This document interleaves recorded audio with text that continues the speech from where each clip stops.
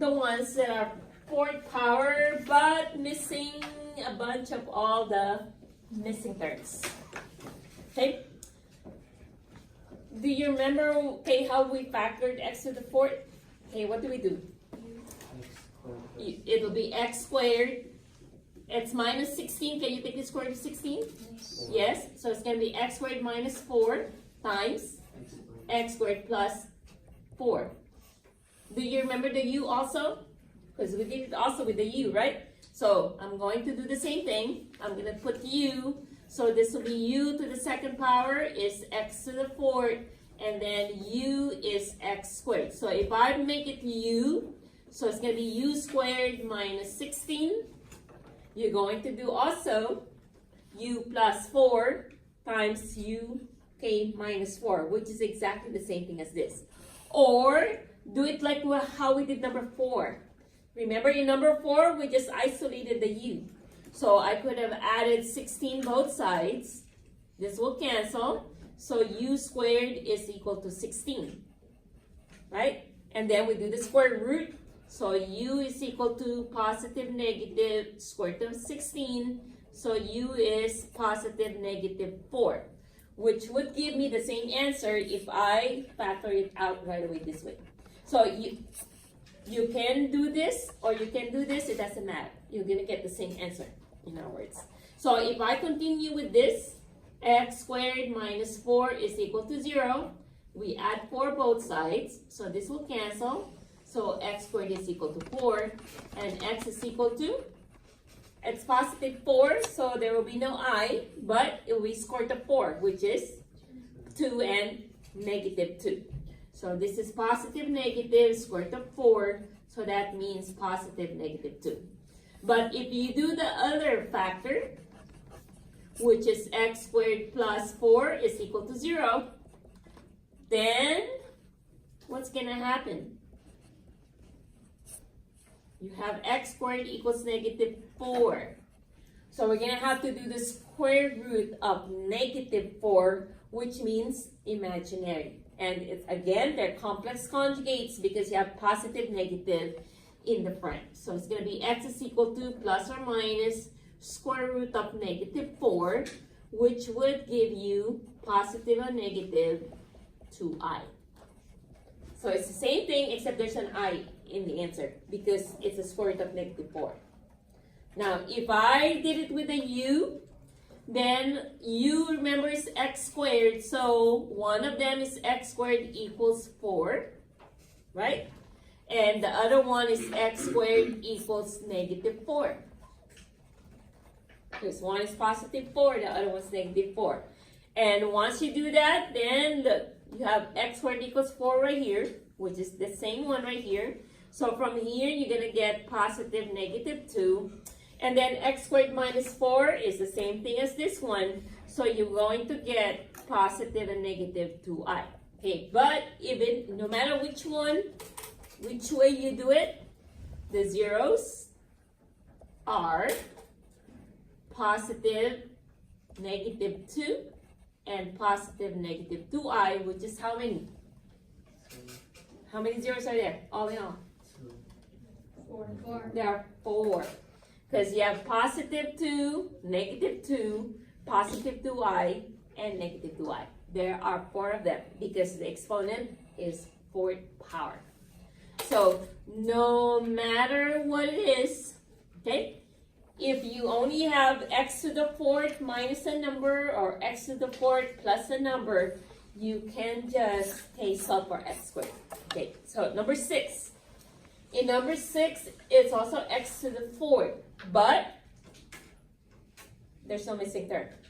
Okay, so we're going to do factoring. If factoring doesn't work, then we're going to do quadratic formula. So first thing that we do is to factor. So we're going to make it first into quadratic. So we're going to let u squared be x to the fourth. And we're going to let u be x squared. So you have u squared plus 4u plus 3. So that's the only thing that we need to factor, not the one with the x to the fourth. Okay?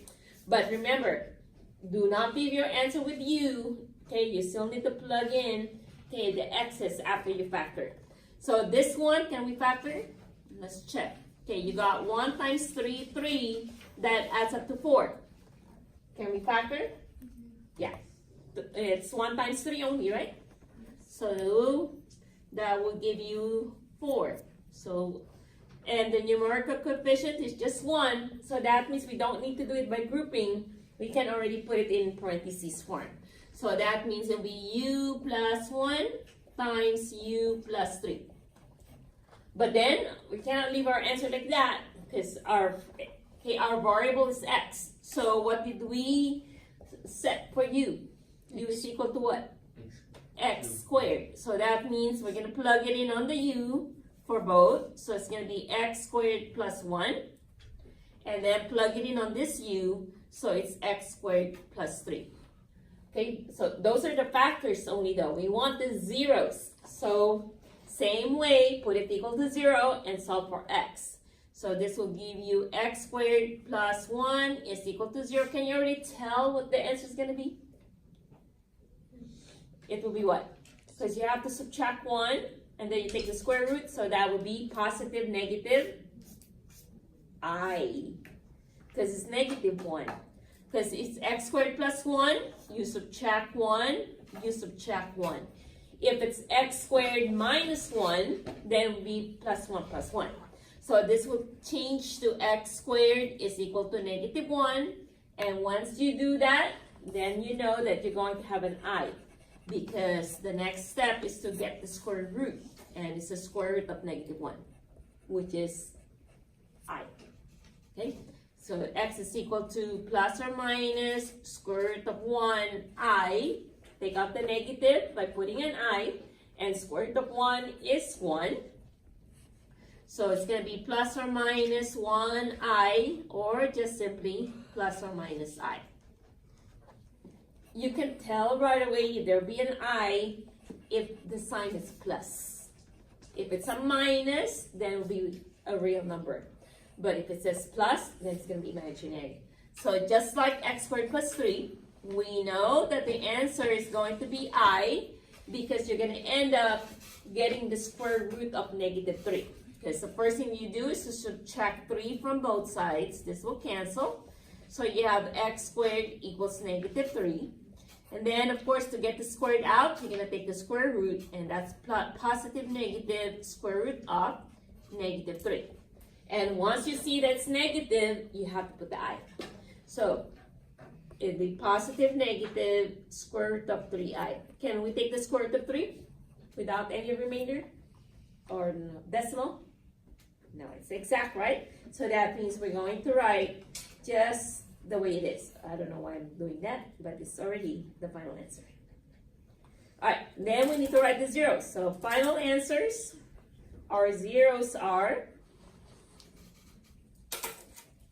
positive, negative I, which is I, negative I, and then, okay, it's square root of 3i, and negative square root of 3i. Are they complex conjugates? Remember what we said in the beginning?